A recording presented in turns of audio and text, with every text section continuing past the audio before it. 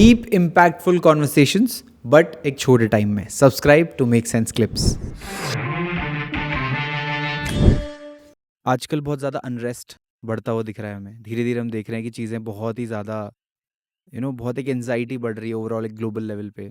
Recent terror attacks, India के अलावा बाकी जगह पे भी ये सब कुछ एक साथ हो रहा है। और पिछले 10 सालों में मैंने भी ये नोटिस किया है कि बहुत ज़्यादा आजकल लोग बहुत एंशियस हो गए हैं एकदम से। ऐसे टाइम पे हाउ कैन साधना और मंत्रास हेल्प देम?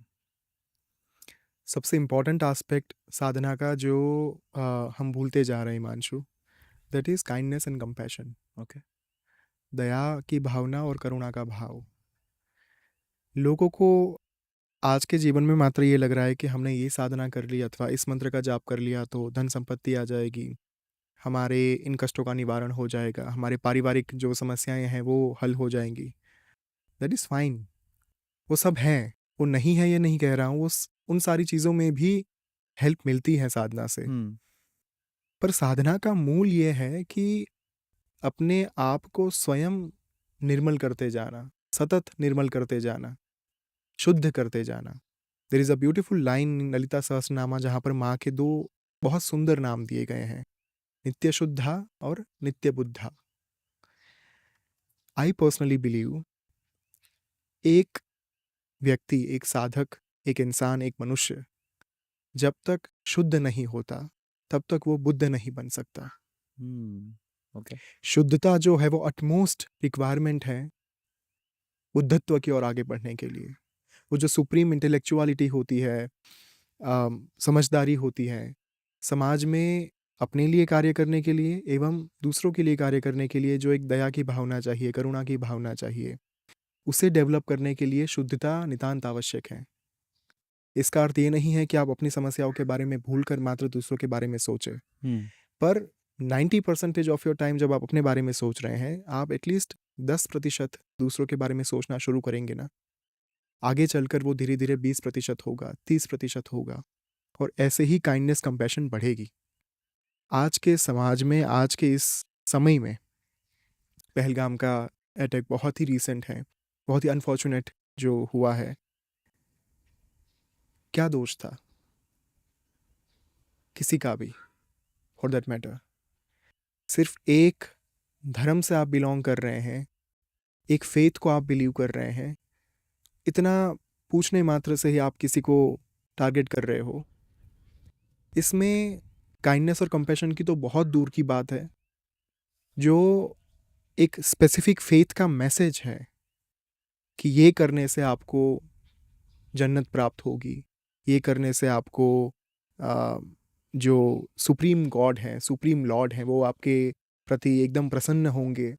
सबसे अनफॉर्चुनेट बात यह है कि ये जानते हुए भी कि ये कितनी बड़ी भ्रमणा है, लोग फिर भी इस भ्रमणा के पीछे भाग रहे हैं। हमें कहीं ना कहीं हमारे धर्मों को एक बार फिर से रिविजिट करना बहुत आवश्यक है। जो लिखा गया है, जो बोला जा रहा है, क्या वो वाकई में एक उन्नत समाज की ओर लेकर जा रहा है हमें या नहीं?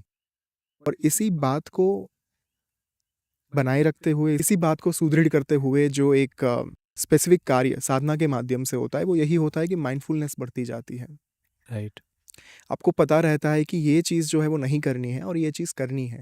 वो जो अच्छे और बुरे का भेद है वो धीरे धीरे धीरे मन में स्पष्ट होता जाता है। फिर ये नहीं होता कि ये कौन से धर्म से आते हैं, फिर वो सिर्फ ह्यूमैनिटी रहती है। और उसी ग्राउंड के ऊपर हम सोचते हैं कि चाहे इनकी फेथ, इनकी श्रद्धा किसी के भी प्रति हो, लेकिन ये है तो मनुष्य, इनका भी इस धरती पर उतना ही अधिकार है जितना हमारा अधिकार है। राइट। ये बात समझनी बहुत आवश्यक है और वो मात्र साधना से ही हो सकती है। ओके। साधना मात्र स्वयं के स्वार्थ के लिए नहीं की जाती, साधना परहित के लिए भी की जाती हैं, दूसरों के हित के लिए भी की जाती हैं। क्योंकि जब आप एक सुप्रीम कॉन्शियसनेस को आवाहन दे रहे हो, उनको पुकार रहे हो, उनको इन्वोक कर रहे हो, ही और she, the supreme divine will make sure कि मात्र सिर्फ एक का भला ना हो। There was a beautiful explanation given by Swami ji. जब श्री विद्या की ऐप के बारे में बात हो रही थी और बिल्डर पे उन्होंने लिखा था कि यदि मैं आपको श्री विद्या प्रदान कर दूं, एक गुप्त विद्या प्रदान कर दूं, तो बदले में आप मुझे क्या देंगे, क्या देने की तैयारी रखते हैं? तो बहुत सारे लोगों ने कमेंट्स में बहुत सारी चीज़ें लिखी कि स्वामी जी, हमारा जो कुछ भी धन संपत्ति साम्राज्य है वो सब आपका है, आप जो मांगेंगे वो हम दे देंगे। स्वामी जी ने उसके बाद एक प्रवचन में कहा कि जब मैंने आपसे ये पूछा कि मैं क्या चाहता हूँ, तब मेरा टारगेट ये नहीं था, मेरा उद्देश्य ये नहीं था कि मैं आपकी कोई फिजिकल बिलोंगिंग के बारे में पूछ रहा हूँ या फिर भौतिक संपदा के बारे में पूछ रहा हूँ। मैं ये देखना चाहता था कि क्या आप वास्तव में समर्पित होकर एक विद्या को ग्रहण करने के लिए तैयार हैं। उस टाइम पर उन्होंने कहा था कि there is an effect called pin prick effect. वो इफेक्ट ये है कि जब आप किसी भी साधना के माध्यम से, किसी भी मंत्र जाप के माध्यम से एक सामूहिक तौर पर डिवाइन एंटिटी को जागृत करते हैं, उनको पुकारते हैं, मंत्र जाप करते हैं, तब जैसे हमारे इस बॉडी के ऊपर अगर कोई सुई चुभोए तो पूरे बॉडी का ध्यान उस एक भाग के ऊपर चला जाता है ना। राइट। वो पेन वो एक भाग के ऊपर फील करता है, वो माइंड को तुरंत ही मैसेज पहुंचता है कि यहाँ पर कुछ चुभ रहा है। राइट। वैसे ही अगर हमारे इस धरती पर, हमारे इस भूलोक पर कोई भी मनुष्य एक सामूहिक दृष्टिकोण से साधना के मार्ग पर चले, एक साथ मिलकर 5,000, 10,000, 25,000, 50,000 लोग जब एक दिशा में चल रहे हो, एक शक्ति को जागृत करने की दिशा में चल रहे हो, प्रोमिनेंट एनर्जी को जागृत, शुद्ध एनर्जी को जागृत करने की दिशा में चल रहे हो, जो उच्च कोटि की ऊर्जाएं हैं, तब जाकर वो जो एक कॉस्मिक बॉडी है, ब्रह्मांडीय शरीर, उसमें एक पिन प्रिक्ट इफेक्ट ला पाना पॉसिबल है। राइट। यानी कि पूरे ब्रह्मांड का ध्यान, क्योंकि ये जो सारे लोग मिलकर मंत्र जाप कर रहे हैं, साधना कर रहे हैं, वो कहीं ना कहीं उस कॉस्मिक बॉडी के ऊपर एक सुई चुभो रहे हैं। राइट। जब आप उस सुई को वहाँ पर ब्रह्मांडीय बॉडी में चुभाते हैं, तब अपने आप ये ब्रह्मांडीय बॉडी किससे बना है? देवी माँ या फिर भगवान जो नारायण हैं उनके शरीर से। हम उन्हीं के तो अंश हैं। शास्त्र कहते हैं कि उन्हीं के रोम से, उन्हीं के छिद्र से ब्रह्मांडों का प्राकट्य हुआ है।